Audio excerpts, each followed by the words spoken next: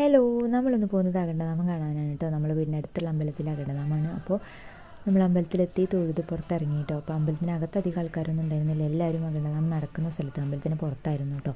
അപ്പോൾ നമ്മളിത് അങ്ങോട്ട് നടന്നുകൊണ്ട് പോവുകയാണ്. എനിക്ക് തോന്നുന്നു മലപ്പുറം ജില്ലയിൽ അല്ലെങ്കിൽ കേരളത്തിലെ മലപ്പുറം ജില്ലയിൽ മാത്രം ആചരിക്കുന്ന ഒരു ആചാരമാണ് കേട്ടോ അകണ്ടനാമം എന്ന് പറയുന്നത്. ഇതിന് പിന്നിലുള്ള ഐതിഹ്യം എന്ന് പറയുന്നത് അയ്യപ്പസ്വാമിയുടെ ജനനമായിരുന്നു. മഹർഷി ദേവലോകത്ത് ചെന്ന് അറിയിച്ചപ്പോൾ ദേവന്മാരെല്ലാവരും കൂടി നിന്നിട്ട് ആനന്ദ നൃത്തം വെച്ചു എന്നൊക്കെയാണ് നമ്മൾ വിശ്വസിച്ച് പോരുന്ന ഐതിഹ്യം കേട്ടോ.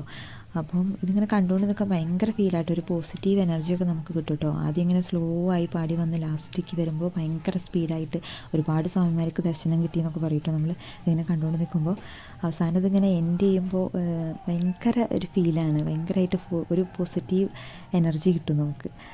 അപ്പോൾ അതൊക്കെ കഴിഞ്ഞ് കുറേ സമയം ഉണ്ടാവും കേട്ടോ. ഓരോ കളങ്ങളും ഒരുപാട് സമയം ഉണ്ടാവും. അപ്പോൾ നമ്മൾ കണ്ടുകൊണ്ടിരുന്ന 45 മിനിറ്റ്സിൻ്റെ ആയിരുന്നു കേട്ടോ. അപ്പോൾ അതൊക്കെ കഴിഞ്ഞ് ലാസ്റ്റ് നമ്മൾ